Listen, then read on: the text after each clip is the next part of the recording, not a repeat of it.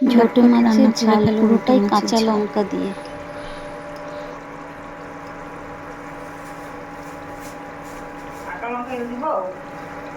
দেও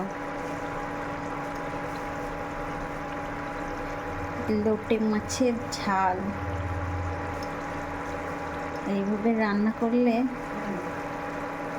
লোটে মাছ একটাও ভাঙবে না, এরকম আস্তে আস্তেই থাকবে।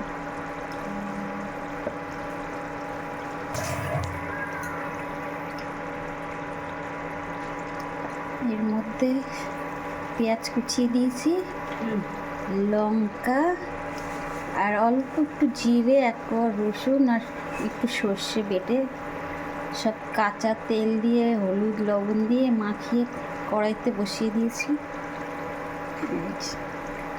কমপ্লিট লোটে মাছের ঝাল। এইভাবে রান্না করে খেয়ে দেখবেন, সেই টেস্ট।